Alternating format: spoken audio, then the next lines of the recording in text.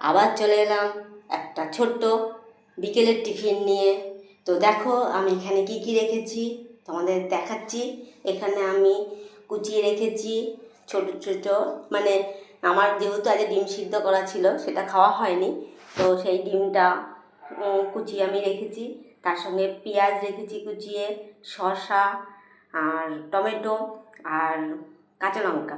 আমরা যেহেতু একটু ঝালটা কম খাই তাই জন্য আমরা একটু ঝালটা কমই দিয়েছি। তোমরা যারা ঝাল বেশি খাও তারা বেশিও দিতে পারো, কোনো অসুবিধা নেই। তো আমি ভাবলাম যে এগুলো দিয়েই একটা দেখি কিছু একটা মুখরোচক খাবার বানিয়ে ফেলা যায়।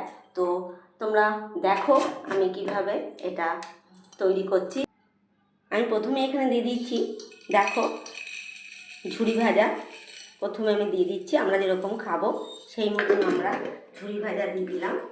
তো এবারে আস্তে আস্তে এর মধ্যে আমি কিছু বাদামও, এগুলোও অনেক দিন ধরে খাওয়া হচ্ছিল না তাই জন্য বাদামগুলোও দিয়ে দিলাম।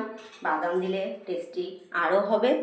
তো দেখো এইভাবে আমি একটা একটা করে এগুলো টমেটো, কাঁচা লঙ্কা, ডিম সিদ্ধ, শসা, এগুলো দিয়ে একটা পেস্ট, মানে খাবার তৈরি করছি। খাবার তৈরি করছি। এটা দেখো, আমি জানি না, বলি না, আমার যখন যেটা মনে হয় একটু ঝাল ঝাল কিছু খাবো তখন এইভাবে আমার ঘরে যে জিনিসগুলো থাকে সেগুলো দিয়েই আমি এই খাবারগুলো তৈরি করে ফেলি। তো তোমরাও, তোমাদের যদি ভালো লাগে তোমরাও করে দেখতে পারো। তো কেমন হয়েছে আমি জানি না, টেস্ট করার পরে বুঝতে পারবো। তোমরাও এইভাবে বাড়িতে তৈরি করে খেয়ে দেখতে পারো।